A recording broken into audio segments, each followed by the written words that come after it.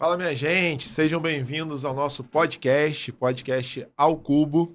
Eu sou o Daniel Bravo, coordenador de redação do Colégio Ao Cubo, uma escola do Rio de Janeiro que você consegue encontrar em 4 bairros: Recreio, Barra da Tijuca, Botafogo e Tijuca. Você também consegue visitar a gente virtualmente no nosso Instagram, @Colégio Ao Cubo. Lá tem bastante coisa interessante para você conhecer, projetos, ideias, iniciativas.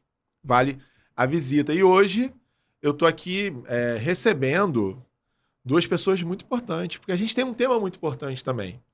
A gente hoje vai conversar sobre os 10 anos dos protestos de junho de 2013. Dependendo do ano que você nasceu, de repente você nem lembra muito bem. Se não lembra muito bem, hoje você vai conhecer tudo. Dependendo do ano que você nasceu, você estava até lá. Talvez estava ali nos protestos, estava nas passeatas. E a gente pensa sempre em temas que podem cair no Enem, na UERJ, prova de humanas, prova de redação. Então hoje vale muito a pena você assistir e acompanhar para você ter aí conteúdo e, lógico, num ambiente muito maneiro, conversinha muito boa. E essa conversa hoje eu estou recebendo aqui à minha direita Gisele Nicolau, Gisele que é professora de História no nosso colégio. Gisele, seja bem-vinda. Prazer receber você Daniel. aqui. Obrigada. Estreia no podcast, né? Minha estreia no Estreia podcast. de podcast. Estreia a gente sempre celebra de uma maneira especial. Mas é um prazer ter você aqui hoje, viu? Vai ser ótimo conversar e trocar essa figurinha. E à minha esquerda aqui, Leandro Vieira. Leandro é nosso coordenador de Sociologia e Filosofia.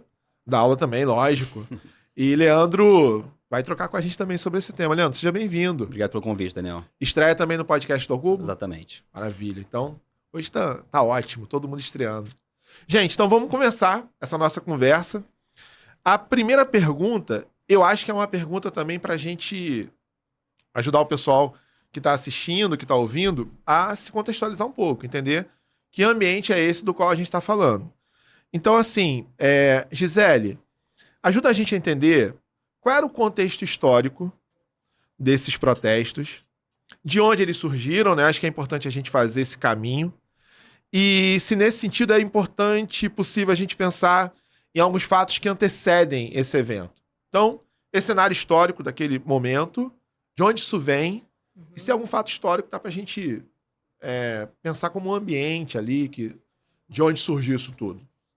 Bem, antes de tudo, é importante a gente pensar, né, na rua como um espaço, como um cenário, principalmente como um palco de tensões sociais.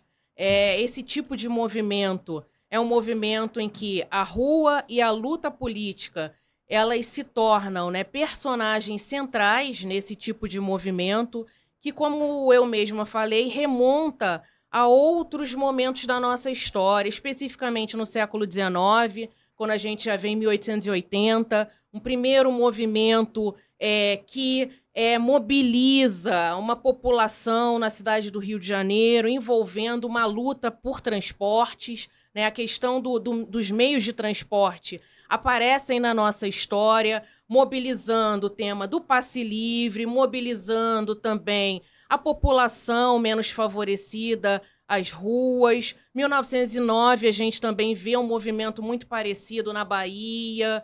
E ao longo da nossa história, a gente vê esse tipo de movimentação, né, em favor dos meios de transporte, do passe livre, tendo como cenário privilegiado a cidade. Quando a gente pensa em 2013, imediatamente a gente associa a questão dos transportes. O que está em jogo aí?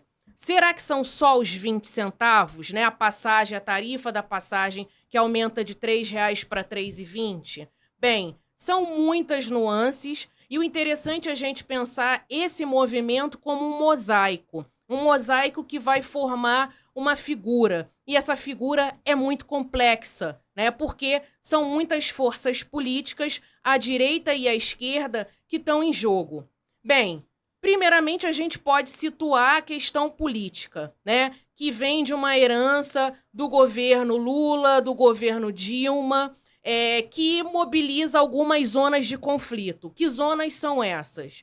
A primeira delas é a questão do Estado, né? O Estado que intervém com políticas públicas, um Estado que, para a direita, está intervindo muito em questões de redistribuição, né? Em políticas públicas propriamente ditas. À esquerda, né, existe uma pressão por mudanças sociais mais efetivas.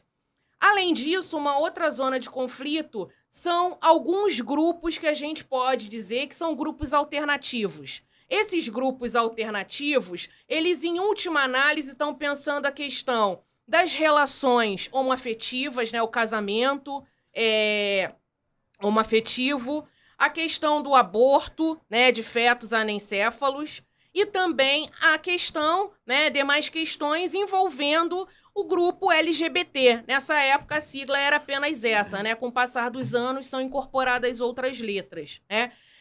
E, por fim, a gente pode falar de uma outra zona de conflito, que é a questão da violência, né?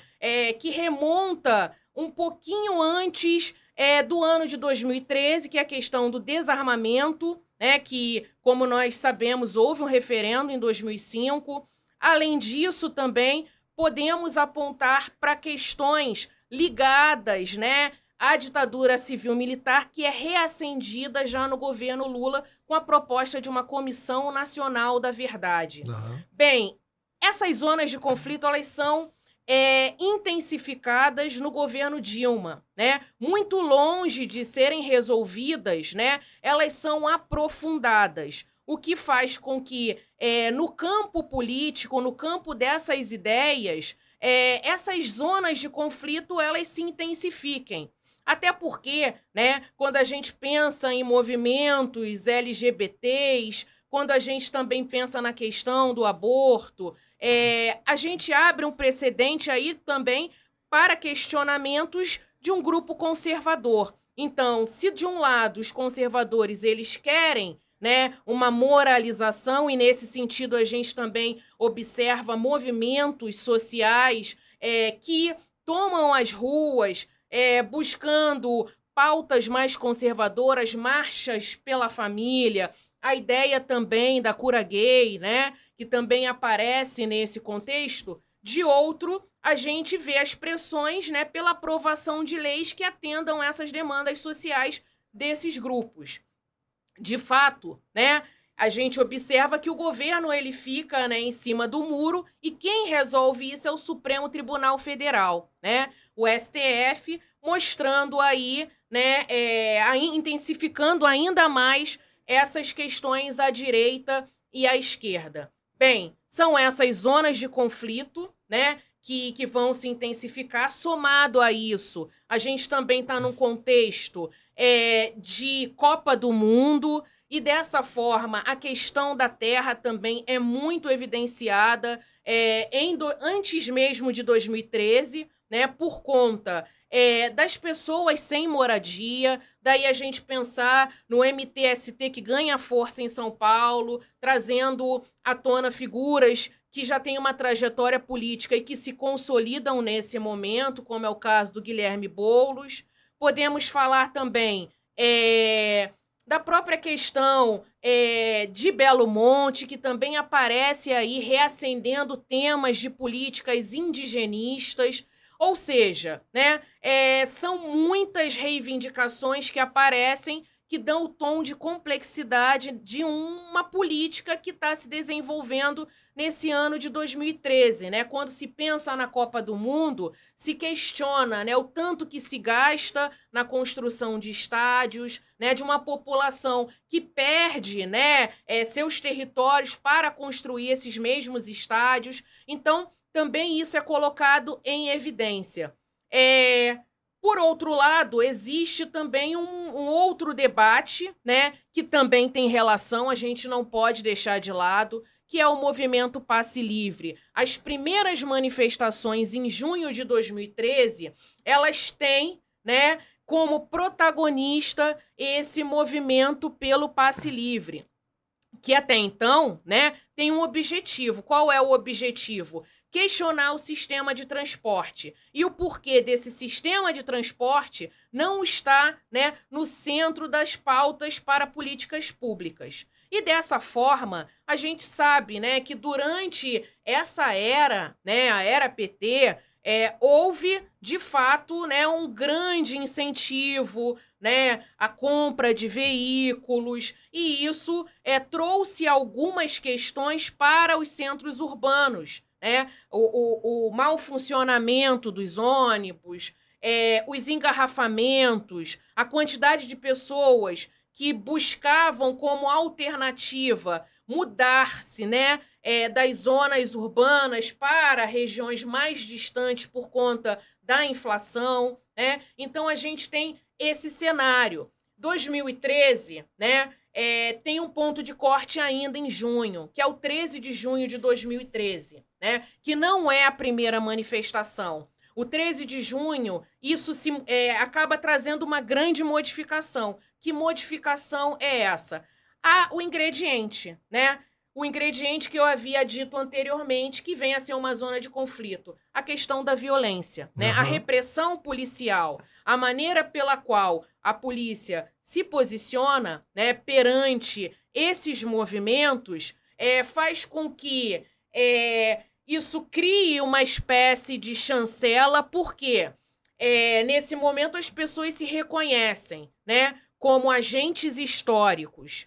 E na condição de agentes históricos, a importância de participar, de reivindicar. A repressão policial, ela acaba sendo, né, algo que nos chama atenção, porque é uma polícia que recebe toda uma preparação, né, inclusive visando a Copa do Mundo, visando também possíveis conflitos nesse contexto, né? Então o Brasil ele precisa aparecer bem, né, internacionalmente, e dessa forma a repressão policial ela acabou de certo modo, né, fazendo com que a mídia que antes estava com um posicionamento contrário ou um posicionamento que criticava as táticas black blocs, né, passou a reconhecer a importância da população civil nessa luta, né, em especial reconhecendo a truculência da polícia e por aí vai, né? E nesse sentido, né, as redes sociais também entram em cena. Mas entram em cena não apenas em 2013. A gente vê também, né, a participação nas redes sociais na Primavera Árabe. Esse movimento de 2013, né, para alguns especialistas, ele vem a ser um reflexo, um eco desses movimentos, o 15M na Espanha, movimento estudantil no Chile, né, movimentos também nos Estados Unidos. E nesse sentido a gente observa que esses movimentos, eles não trazem uma solução propriamente dita. Ô, Gisele, deixa eu só te interromper e perguntar. A gente está falando de Primavera Árabe, esses movimentos, está falando de quando, assim, exatamente? Quantos anos, quanto tempo antes? Eu tô falando de mais ou menos 5 anos antes, 5 anos. Né? E no caso, a Primavera Árabe, a gente sabe que ela ocorre em 2010, 2011, né? E as redes sociais, elas já são um ingrediente favorável, né? Porque quando ocorrem essas movimentações em junho de 2013, a rede social, ela desempenha um papel indispensável na convocação da população civil, em especial de uma juventude, até mesmo politizada, né, que se sente à vontade para reivindicar os seus objetivos. E eu acho importante, assim, contextualizar um pouco sobre essa questão das redes sociais, porque boa parte dos nossos ouvintes, né, quem está assistindo, vendo a gente, são nossos alunos e que já nasceram no contexto em que as redes sociais são o principal veículo de comunicação. Então, assim, quando a gente fala de 2010, 2011, 2012, é a ascensão de uma das redes sociais mais importantes desse contexto, que é o Facebook. Né? Assim, a gente já sai de sendo uma rede social no Brasil que teve muito espaço, mas que não tinha tanto esse lugar de veiculação de conteúdo político, né, de politização, que é o Orkut. Tem o Twitter tá mais ou menos, já tem algum tipo de, como é que eu vou dizer, de entrada, né, na juventude, mas é o Facebook, eu tô falando aí de 2010, 2011, com uma presença forte. Então, quando a gente pensa em 2013, é uma juventude que tá completamente conectada com essas redes sociais e descobrindo essa maneira de usar a rede social, né? A Gisele falou, Gisele, você falou de uma palavra que me chamou muita atenção, que é o mosaico. E aí, Leandro, ajuda a gente a entender o seguinte: eu tenho um mosaico, mas ele começa com uma pauta muito bem definida, que é a pauta do passe livre, certo? Movimento muito bem organizado, de estudantes, não só estudantes, professores. Quem analisa esse movimento fala que eles eram super rigorosos, né, com a maneira como eles organizavam os seus protestos, as suas falas. E até a gente tem esse começo, né? Ou seja, o aumento da passagem desencadeia esse tipo de movimentação, passe livre, bandeira muito bem definida. A gente sabe, a gente vai pra rua e a gente sabe o que a gente quer pleitear. De repente a coisa vira um mosaico, né? Você tem várias bandeiras sendo levantadas. A Gisele fez uma contextualização ótima pra gente sobre todas essas zonas de conflito, todo esse cenário. E aí, de repente, vira uma coisa meio sem forma, né? Falava-se muito sobre isso, né? É um movimento sem cara, sem identidade. Como é que a gente lê isso, Leandro? Assim, a gente analisa de que maneira, a gente interpreta de alguma forma, como é que a gente lê esse movimento que começa muito bem definido e, de repente, vira um mosaico? Quando a gente pensa em 2013, assim, é impossível, como a Gisele falou, né, a gente não retornar, né? A gente não voltar para algumas coisas anteriores. E eu acho que a gente vale lembrar que a gente teve em 2002 a eleição do presidente Lula. E essa eleição, no seu primeiro mandato, no seu segundo mandato, é uma eleição muito focada na ideia de você trazer benefícios, de trazer benéficos, de trazer algum tipo de progresso social. Né? Então existia essa ideia de você gerar, né, desde o primeiro governo tinha um Fome Zero, posteriormente teve uma série de percepções ligadas a você incluir pessoas que até então não eram incluídas. Né? Esse investimento massivo do Estado é um investimento que, obviamente, vai trazer resultados positivos, né, do ponto de vista de você pensar uma ascensão da classe média, uma diminuição da pobreza e etc. Só que aí chega 2008.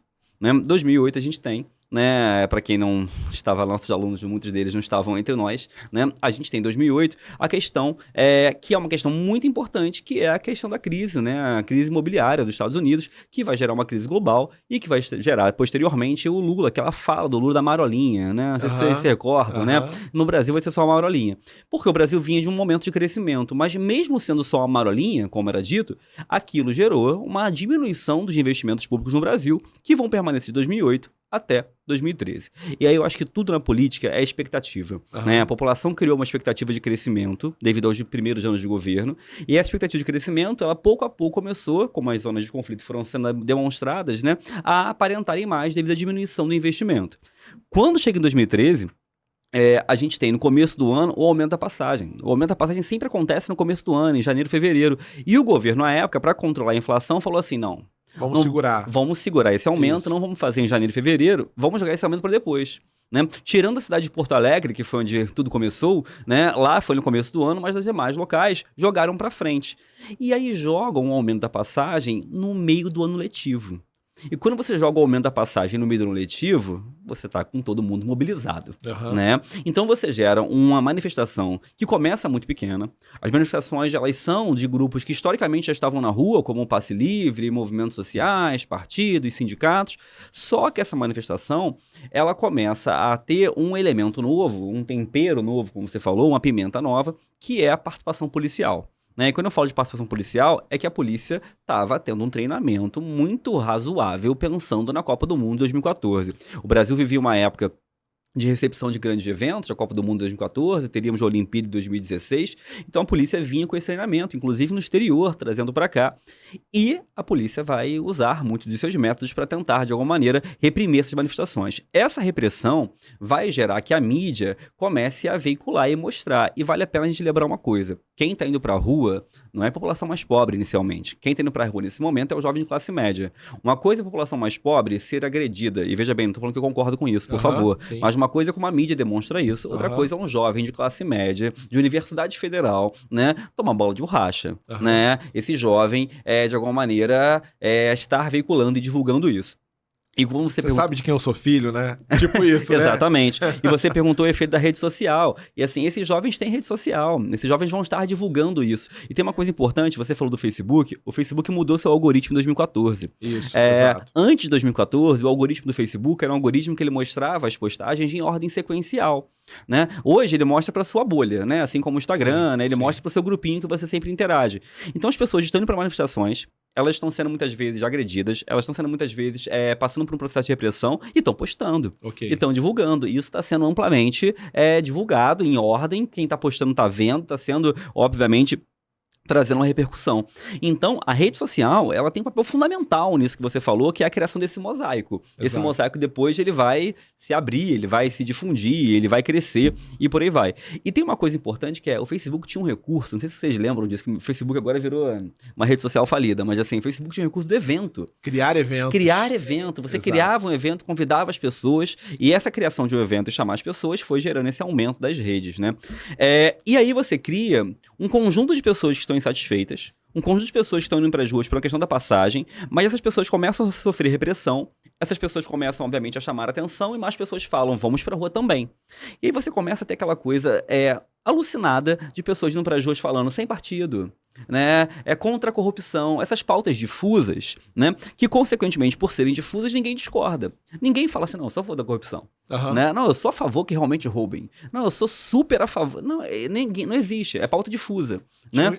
Tem uns áudios, umas entrevistas do pessoal na rua, né? É maravilhoso. E aí, assim... É maravilhoso. Não, mas por que você tá aqui? Porque eu quero um Brasil melhor. Mas o que tem que mudar no Brasil?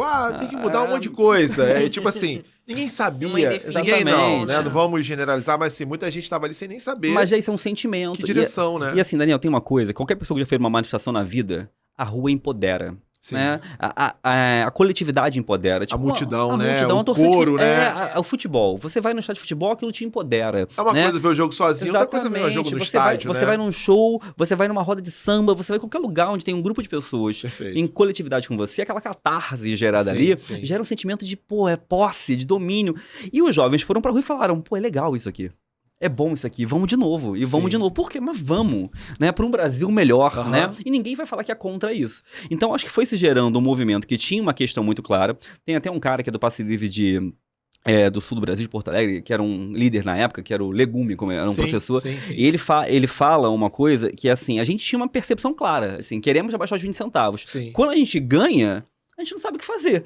Exato. A passagem baixa, a gente não sabe o que fazer. Mas as demais pessoas tinham pautas tão abertas que elas continuam na rua. E elas continuam se manifestando. Então, assim, acho que essa questão que você perguntou, de como fica tão difuso, de como se perde tanto, eu acho que se perde porque as pessoas que estavam, que as pessoas que foram inicialmente sabiam o que queriam.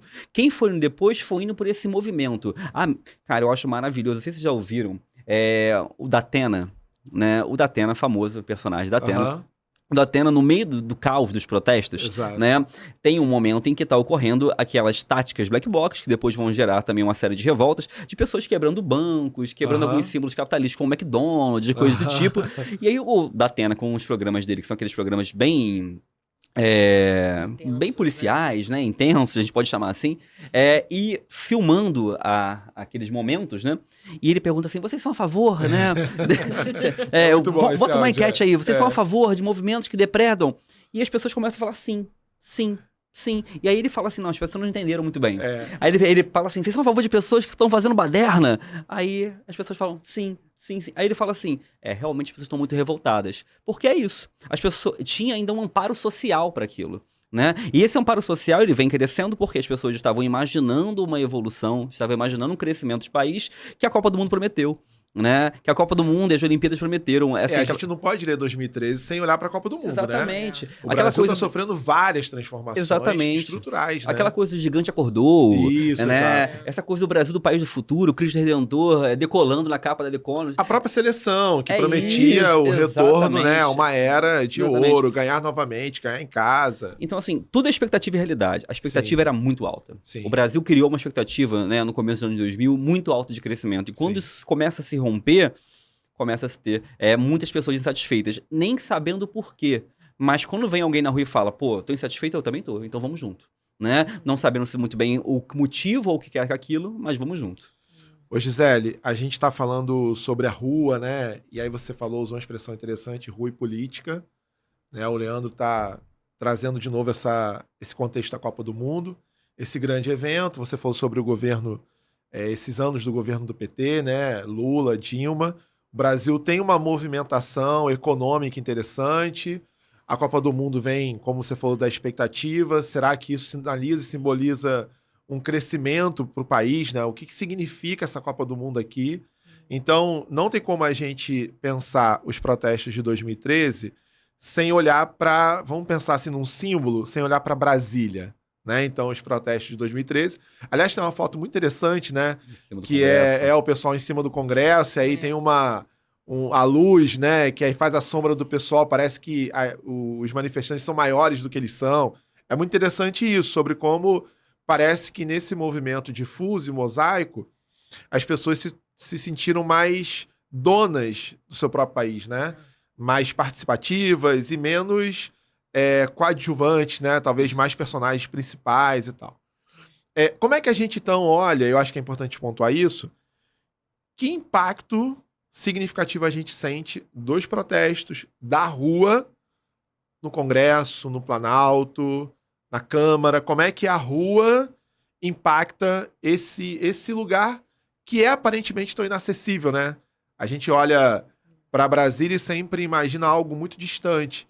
Então, como é que é essa comunicação entre a rua e o Congresso?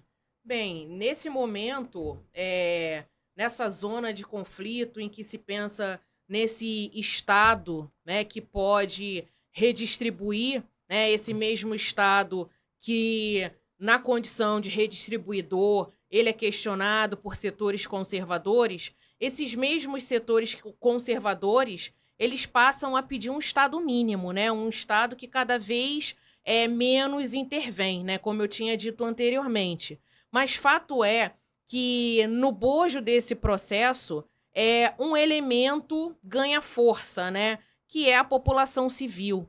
Se essa população quer um Estado menos interventor, um Estado mínimo, digamos assim, essa população civil, ela se vê como um agente transformador da sociedade. Ok. Nesse convite, né, em que as pessoas comuns, elas decidem ir às ruas, né, ainda que com pautas diversas, ou simplesmente, como o Leandro também apontou, sem definição política, isso faz com que gere um horizonte, né? Gere uma noção de que é possível fazer política, é possível acessar essas esferas de poder, é possível ser porta-voz de um tempo, né? E hoje, na atualidade, quando a gente para e pensa, né?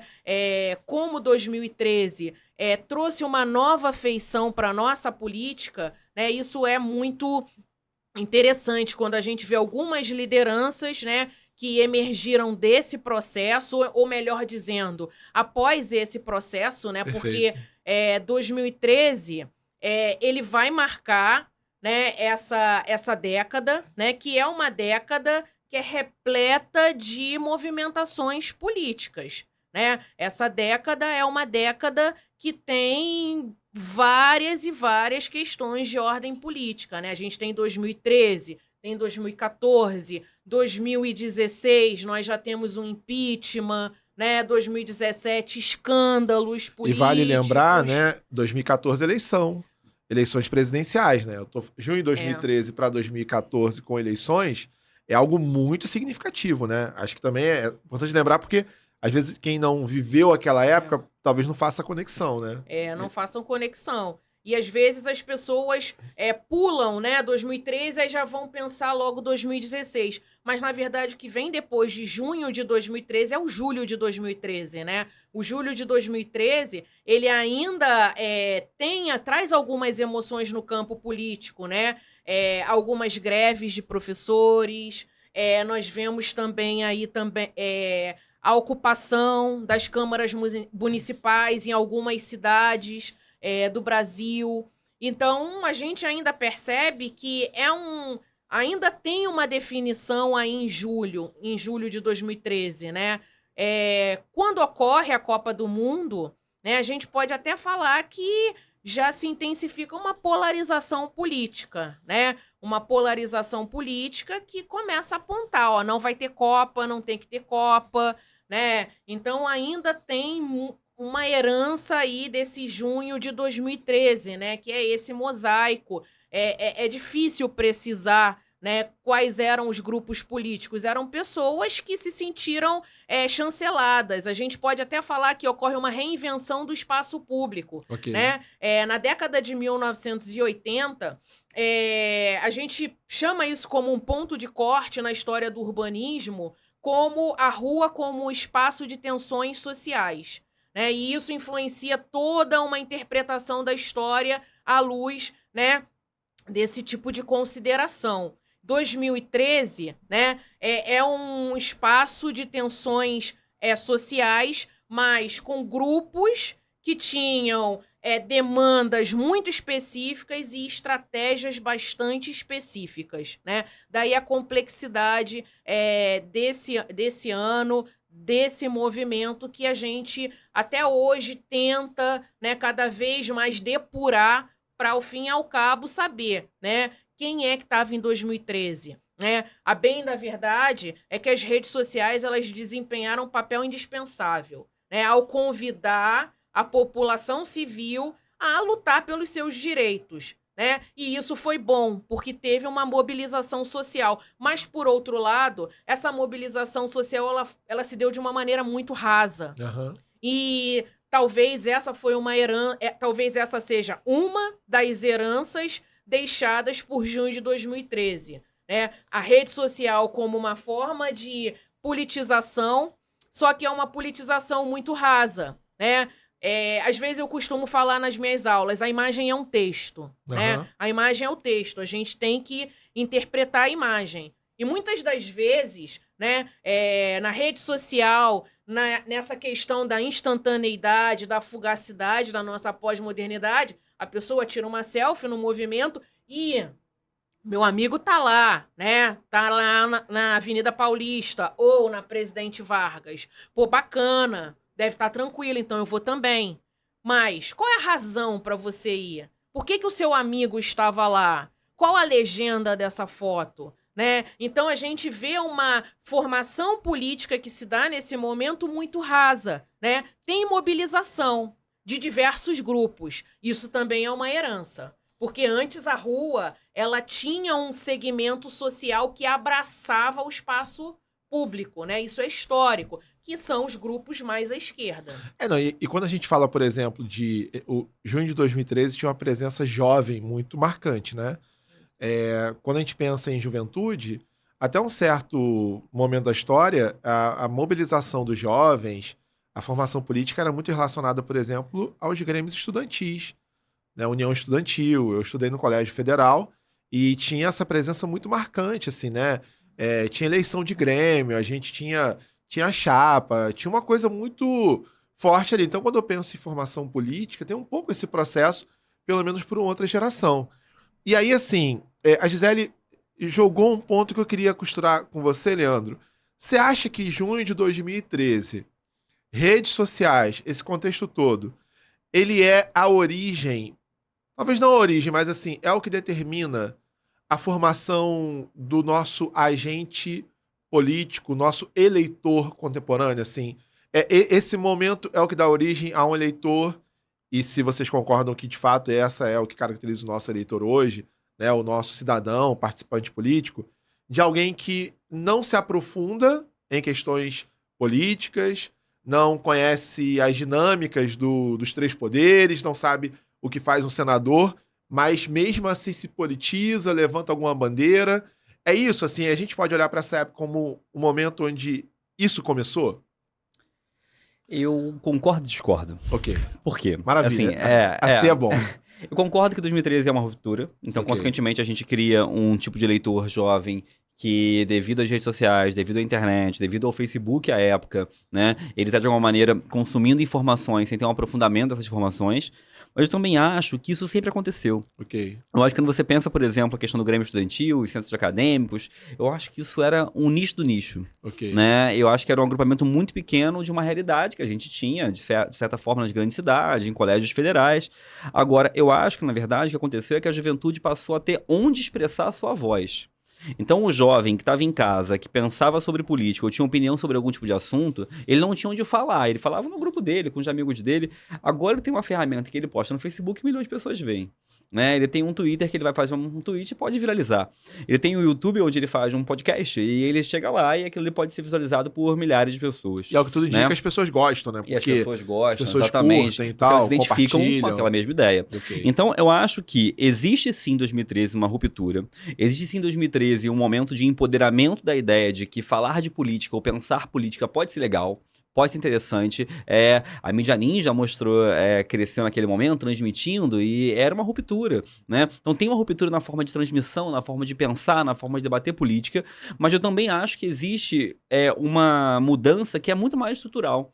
Né? Que é o fato das redes sociais darem voz a quem não tinha voz. Perfeito. Então, se elas dão voz a quem não tem voz, a gente começa a ouvir pessoas que a gente não ouvia. Né? O debate político ele era muito concentrado em quem, de alguma forma, pensava política. Né? Então, você vai debater com pessoas de centro acadêmico, de movimentos sociais, de grêmios estudantis, que são pessoas que estão debatendo, pensando, discutindo, e que depois podem virar vereadores, podem subir na escala política. Agora, quando você coloca isso para todo mundo poder falar, todo mundo vai falar. Né? Ok. A tia do Zap vai falar, né? O menino do Twitter, ele vai falar, né? Ou seja, você vai ter espaço para todo mundo poder debater e discutir. A qualidade desse debate, ela pode ser amplamente questionável, mas você tem um espaço agora, uma arena pública, uma ágora pública aí agora, muito mais facilmente contaminada, Certo. né? Ou seja, a gente pode pensar que há uma difusão do fazer político, Sim. mas isso não necessariamente significa um aprofundamento do conhecimento sobre o fazer político. Exatamente, né? Fazendo uma rápida analogia histórica, assim, só um contato histórico, né? A Gisele vai fazer isso melhor que eu, mas é só pra gente pensar. A Guerra do Vietnã, lá nos anos 60, 70, né? A Guerra do Vietnã foi a primeira grande guerra a ser televisionada, né? Não a primeira filmada, mas a primeira grande guerra a ser televisionada. E aí você pensa que quando ela começa a chegar na casa das famílias norte-americanas, elas começam a mudar de opinião sobre a guerra, ou pensar melhor a opinião sobre a guerra. Os movimentos de 2013, para mim, são a mesma ideia. Né? Porque o movimento social, gente na rua sempre teve, repressão policial sempre teve. Mas 2013 começa a chegar na casa das pessoas, começa a chegar com o William Bonner transmitindo, com o Datena transmitindo, começa a chegar no celular de cada indivíduo. Então começa a chamar mais atenção para o quanto aquilo é importante e também para os problemas que aquilo traz. Eu acho que a rede social, a tecnologia de forma geral, ela tem esse poder de mudar um pouco algo que sempre foi padronizado, que sempre foi da mesma maneira. E um símbolo dessa quebra, eu acho que é a aversão que os manifestantes, não todos, mas alguns tinham contra a imprensa das grandes mídias, né? Exatamente. Há muitos relatos Colocaram fogo em carros, de jornalistas que chegavam para cobrir o evento e os manifestantes falavam, não, a gente não quer imprensa aqui. E aí, ao mesmo tempo, tem o surgimento da mídia ninja, né? Sim, que é uma mídia completamente formada por pessoas voluntárias e que cobrem o evento de maneira integral, né? E supostamente por uma ótica que as grandes mídias não cobririam, né? Então, de fato, é um ano com muitos desdobramentos, assim. Agora, pensando em desdobramento, deixa eu puxar essa palavra. Ô, Gisele, a gente consegue enxergar hoje, na atualidade, alguma conquista circunstancial, circunstancial não, mas assim, concreta daquela época? Porque várias bandeiras se levantaram, né? A questão do passe livre, a gente ainda não conquistou. Há algumas cidades que já têm esse tipo de sistema. A redução dos 20 centavos, né? O governo retrocedeu. Eu lembro da Dilma falando em horário nobre, né? Aquela transmissão oficial, e que voltaria, né? Que não teria o reajuste da passagem. Mas pensando nesse momento e nesse evento como algo tão significativo, a gente percebe mudanças concretas ou a gente não alcançou aquilo que de fato era reivindicado ali? Bem, como foi um debate bastante polarizado, né? Eu diria que acabamos herdando uma polarização, né? Ok. A direita e a esquerda, né? Do ponto de vista político e dessa população civil que se vê como agente da política, né? A gente acaba observando que no nosso cenário, quando a gente pensa no Congresso, quando a gente pensa nos movimentos sociais, a gente acaba olhando, né, de uma forma diferenciada, né? Penso que em 2013 possibilitou esse novo óculos, né, para a nossa sociedade, a força do movimento social, né? Hoje a gente vê o MST com novos olhos, o MTST com novos olhos, movimentos feministas, LGBTQIA+, também com outros olhos. Então, eu penso que não apenas numa política como algo unificado, né, como um bloco monolítico, mas como políticas, né, como micropolíticas. E, nesse sentido, a gente observa, né, esses grupos alternativos dando tom da nossa arena política, quando a gente vê a participação, né, de pessoas que realmente eram, provavelmente 2013, eram pessoas comuns e hoje estão lá defendendo pautas diversas, né? Então, eu vejo muito por esse lado, né? E também você tocou, Daniel, num tema bastante interessante, né? Desse passe livre. Mas, recentemente, saiu os primeiros resultados do censo de 2022. E uma das cidades, um dos municípios que mais modificaram nesse processo foi o município de Maricá. Qual foi a razão? Né? Não foi um aumento sensível, mas um aumento significativo da população de mais ou menos 55%. Isso se deve, né, a uma conquista que foi o transporte público gratuito. Então, em algumas cidades do Brasil, né, essa conquista do transporte gratuito e de qualidade, né, nos faz relembrar essa atmosfera defendida pelo movimento Passe Livre de 2013. Ou seja, dá para perceber alguns dobramentos práticos na atualidade. Sim, Uma última pergunta para a gente fechar a nossa conversa, e aí vocês dois podem responder.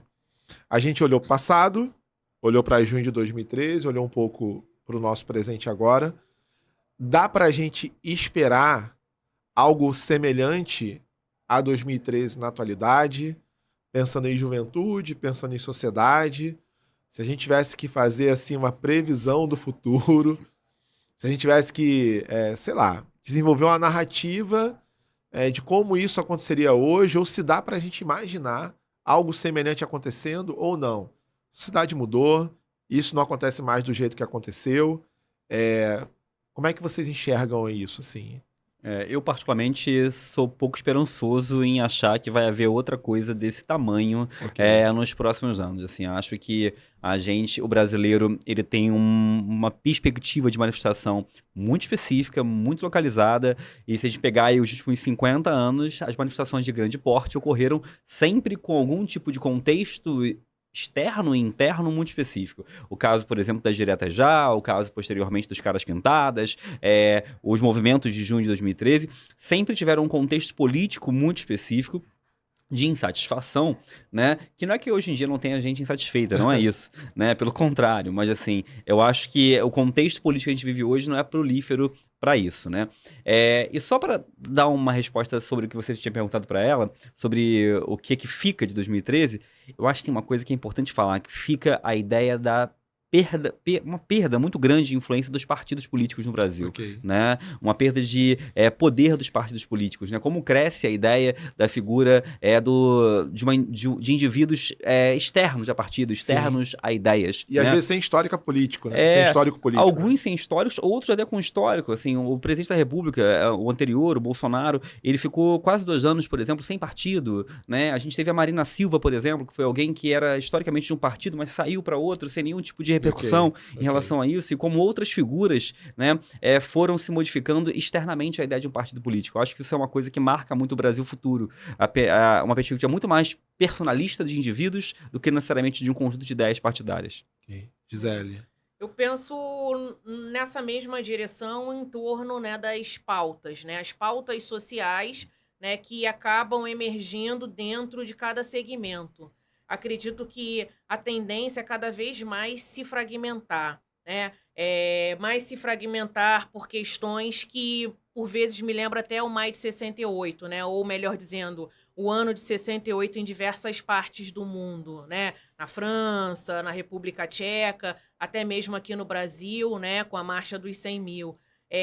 Nesse momento a gente vê, né? Movimento feminista, movimentos ambientalistas também, movimentos contra o racismo. A tendência é que algumas bandeiras, né, elas se intensifiquem nesse cenário político, a ponto também, né, de se posicionarem à direita ou à esquerda. Né? E me parece que a esquerda tem se fragmentado nessas bandeiras políticas, Ok. não como um bloco monolítico, né, Sim. mas como esquerdas, né? E assim como também direitas, né, Aham. digamos assim, né? Esse tipo, né, de dicotomia política é histórico, né, é do século XVIII, se mantém até hoje. Não sei se um dia iremos superar, mas acredito que muito mais do que a questão do partido, né, a gente vê uma circularidade de pessoas, né, que ora eram de um, ora eram de outros, alguns discursos políticos, né, que se esvaziaram, alguns partidos que ainda estão pensando, né, num herdeiro Aham. político, né? Então, me parece que daqui a alguns anos a questão do partido político ela vai ser algo a ser repensado. Eles não vão se extinguir.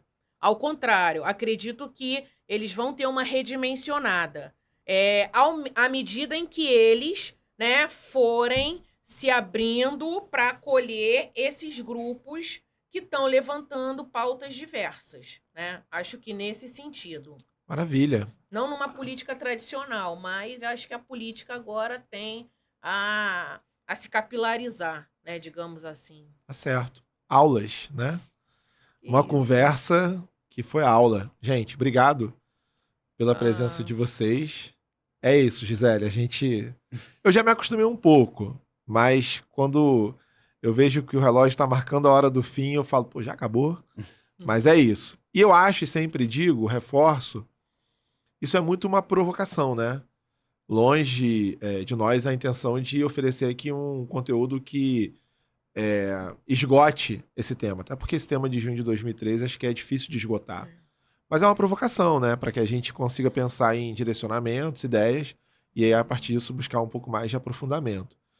Como sempre, considerações finais, últimas palavras, para a gente então encerrar a nossa conversa. Gisele, Leandro. Agradecer pelo convite, Daniel. Sempre bom a gente poder debater temáticas tão importantes para os jovens, né, que não viveram aquele momento, mas Exato. também para a política nacional de forma geral. Eu acho que 2013, como você falou, é um tema que não se esgota. A gente Sim. pode pensar ele pelo viés dos movimentos sociais, pode pensar pelo viés político, pelo viés eleitoral, né, Sim, que sim. inegavelmente ele teve influência. Então é sempre um conteúdo muito rico e é importante a gente estar sempre rebatendo ele. Daqui a pouco a gente faz aí de 20 anos, de 30 anos, porque 2013 certeza. realmente mudou muito o Brasil. Legal. Queria agradecer o convite, Daniel. Um prazer estar aqui nesse momento que a gente percebe, quem te conhece melhor sabe o carinho que você tem, a sua sensibilidade em relação a temas diversos, a sua criatividade. Você sabe que eu sou super entusiasta do teu trabalho. Valeu. Estou muito feliz de estar aqui. E é isso, é pensar 2013, é trazer à tona, né, alguns atores sociais, nessas zonas de conflito que parece que elas estão segmentadas, né, mas na verdade elas têm conexão e fazem, né, com que esse tema ele seja tão instigante, né, e repleto de paixões políticas. E saber também, né, as heranças que ele deixou na nossa sociedade, na nossa política, como o Leandro falou, né, ele pode ser abordado sob diversos vieses, né, como, por exemplo, a história do urbanismo, né, que existem trabalhos nesse campo, pensando 2013, do ponto de vista dos grupos sociais, né, de uma política, dos partidos políticos, né, então é um tema muito rico. E, bom, eu não costumo fazer as minhas considerações finais, mas a partir do que vocês falaram, eu acho que o tom da nossa conversa é conhecer e dialogar, né? Porque a gente está olhando para um momento de muito conturbado, por um lado, muitas mudanças. A gente vive hoje no Brasil de muitas mudanças políticas, muitos movimentos políticos. A política o tempo inteiro se fragmentando, mudando. E isso demanda da gente conhecimento, diálogo, para que a gente consiga ter uma postura cidadã coerente, equilibrada e crítica. Então, essa é a ideia. Gente, obrigado. Prazer enorme ter vocês aqui. Foi incrível, assim. Não poderia ser melhor. Você que está ouvindo, assistindo, obrigado por estar aqui com a gente até agora. Como sempre digo, se você viu no YouTube, ouve no Spotify. Se ouviu no Spotify, vê no YouTube, compartilha, divulga esse programa e acompanha, porque daqui a pouquinho tem mais um episódio, mais tema, mais assunto, e a gente leva você para conhecer um pouco mais da atualidade, pensar na prova e buscar também uma reflexão que seja importante, tá bom? Bom ter você aqui, muito obrigado, até a próxima, até mais.